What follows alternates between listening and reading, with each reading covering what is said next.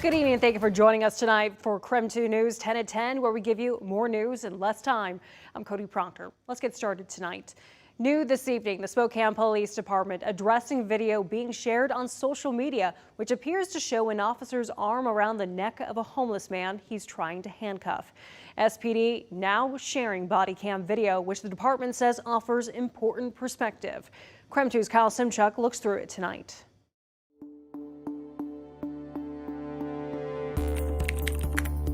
This cell phone video has been shared and viewed hundreds of times. Many online say it shows an officer choking out a homeless man who appears limp and on the verge of losing consciousness. Is he choking him? Mm-hmm. The Spokane Police Department says the 29-second video lacks valuable perspective. Today, the department released a 19.5-minute video from the officer's body cam. It shows what happens before and after the cell phone video. Okay, so what happened? A security guard near 2nd and Division reported a man was making threats and spitting at her.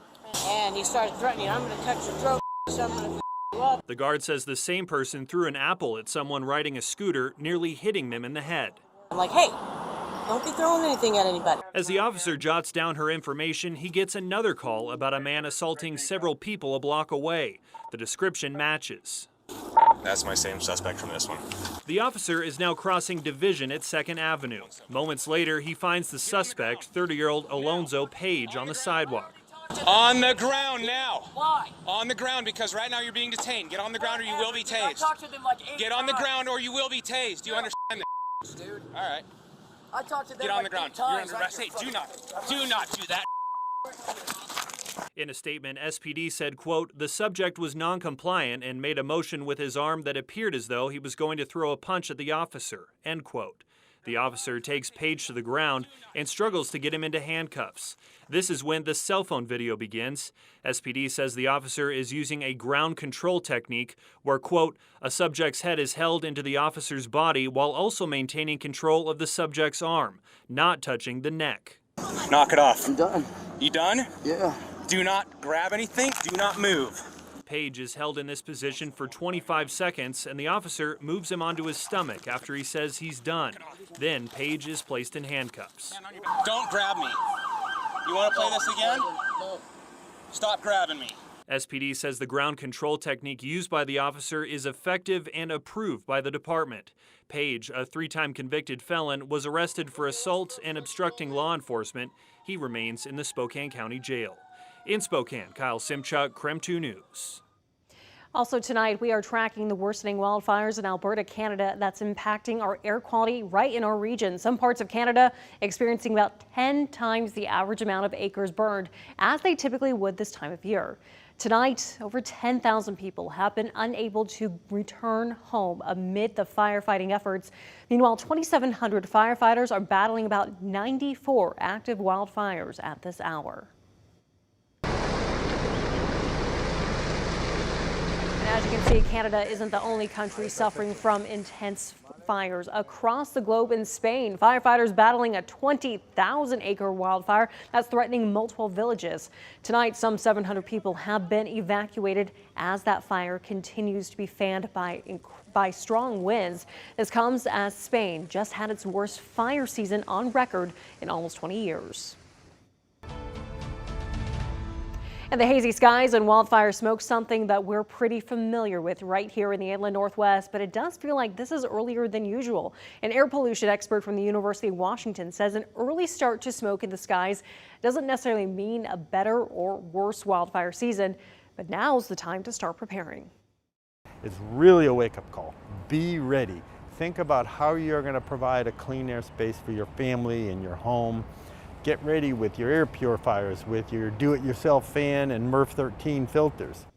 Poor air quality levels can be dangerous to vulnerable populations such as the elderly, children, and people with heart or lung conditions.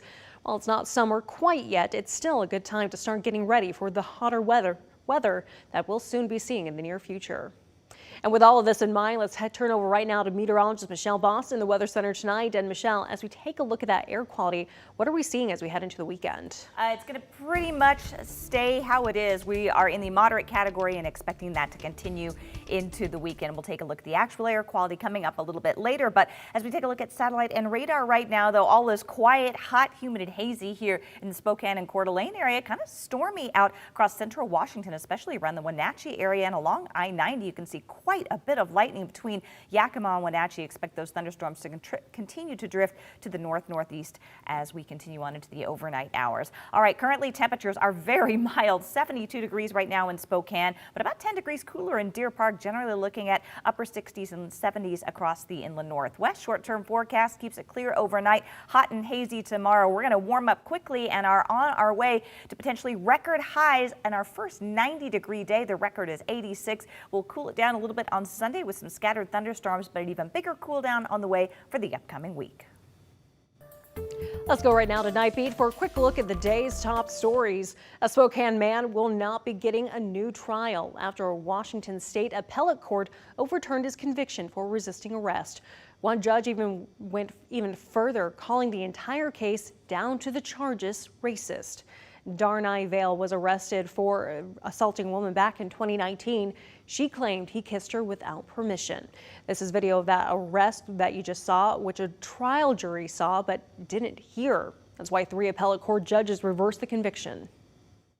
The trial judge suppressed his statement when he was face down on the ground under 3 white police officers, with one of those officers literally having his knee on this black man's neck. For the response from Sheriff John Knowles and prosecuting attorney Larry Haskell, head to our website at KREM.com.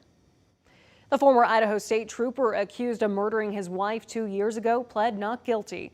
57-year-old Daniel Charles Howard turned himself in last month after a warrant was issued for his arrest. In February of 2021, Howard said his wife, 48-year-old Kendi Wilkins, had shot herself. Detectives say they found no evidence of a suicide, but instead a homicide.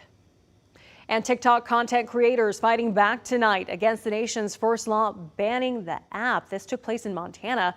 In a lawsuit filed yesterday, a group of content creators say the ban on the app violates their free speech. The Montana governor signed a bill outlining the app with connections to China. The law prohibits app stores from allowing downloads of the app. The Google and Apple-run app stores could face penalties of $10,000 per violation. The law is meant to protect Montanans' personal data from falling into the hands of the Chinese government, something TikTok claims has never happened. And that was your Night Beat. To learn more about any of these stories, just text the word NIGHT to 509-448-2000. We'll send them right to your phone. Let's switch gears right now and talk about what's happening tomorrow. The Lilac Festival will be back in Spokane and in full swing. This festival celebrating its 85th year and features traditional and new attractions. Throughout this week, Spokane's Lilac Association hosted its art show and royalty luncheon. Tomorrow brings back all the normal events of the Lilac Festival, including the car show, the Rose Festival, and the Torchlight Parade. I think Lilac is all about honoring our military and veterans and coming out and celebrating being here as a community. Lilacs are not necessarily unique to Spokane, but Spokane is the Lilac City, and so it's a way to celebrate that and other elements of the community, whether it's high schools and the marching bands. With festivities set to kick off in less than 12 hours, we have some road closures to be aware of. Take a look at your screen right here. This is a peek at the map of the parade route. Starting at 8 tomorrow morning, multiple streets between Washington and Post Street will close down for the Cruisin' the Falls car show. And starting at 4 p.m., streets all along the parade route will start to close before the parade kicks off at 7:45. For a full list of Lilac Festival activities and more on those road closures, just head to our website at KREM.com.